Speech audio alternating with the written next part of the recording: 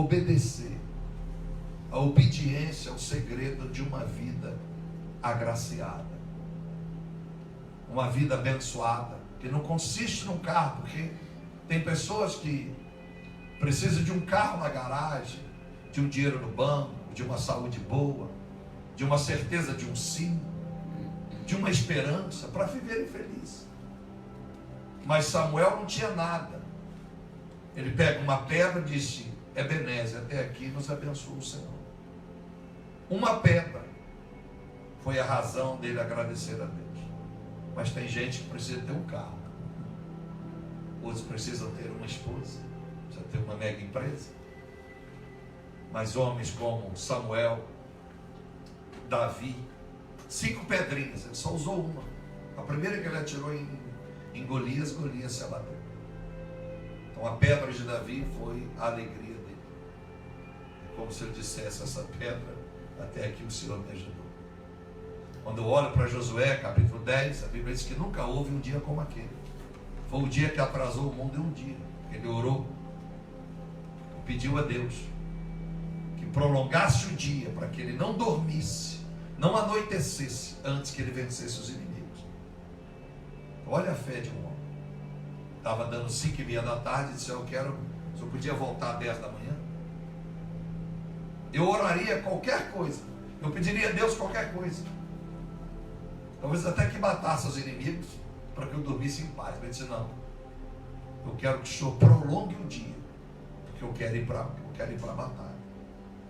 E a Bíblia diz então, quando ele fez aquela oração, Deus mandou uma chuva de pedra. Você imagine pedras gigantescas, segundo os historiadores, e caíram exatamente no arraial dos inimigos e matou milhares. Então Deus não erra a direção. Podia ter caído uma pedrinha esvalada em alguém, mas ela caiu exatamente aonde Deus queria que caísse. E não foi isso que Josué pediu. Ele pediu: me dê um dia maior para que eu vença, para que eu guerreie. Aí disse: não, agora deixa comigo. Então Deus é tremendo.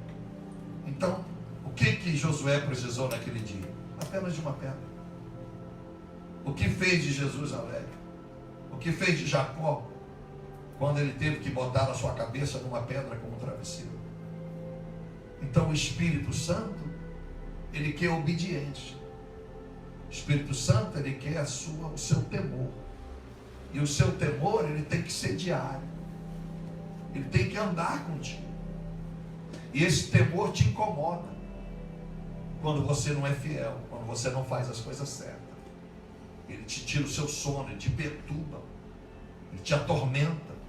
Deus atormenta, pastor, lógico, para que você mantenha a sua vida viva. Quem não deixou Samuel dormir naquela noite foi o próprio Deus. Samuel queria dormir, mas Deus chamou ele por 3 vezes. Quando você lê o texto do capítulo 1, parece que foi 3 minutos. Não, Deus começou a falar que aquele povo naquela época não dormia meia-noite. 8 da noite eu estava na cama dormindo. Então Deus fala a primeira vez, fala a segunda. Ele vai entender a voz de Deus 3 horas da manhã. Ele não dormiu. E quando ele ouve o recado de Deus, ele fica perturbado, porque era para dar um cajado no único juiz que há 40 anos reinava. Era o juiz que governava Israel. 40 anos. Não tinha pastor, tinha profeta, só tinha um cara que falava com Deus, que era Eli. E Eli não ouvia a voz de Deus. E a Bíblia diz que naquele dia, naquela noite, Deus tirou o sono. Nós poderia citar lá em Esther, capítulo 6, a Bíblia diz que o rei Assuero, ou Artaxerxes, em algumas traduções, não teve sono, não conseguiu dormir num belo de um palácio. Deus trouxe uma perturbação, porque era dia de honrar Mardoquai.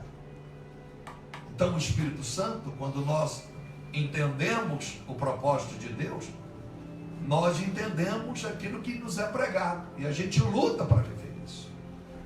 Então volta em Paulo, porque Paulo disse: não vos canso de vos dizer as mesmas palavras.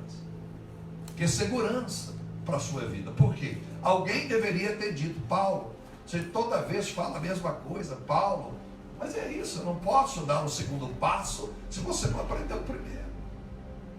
Eu não posso te ensinar algo que você precisa de aprender o primórdio, os princípios.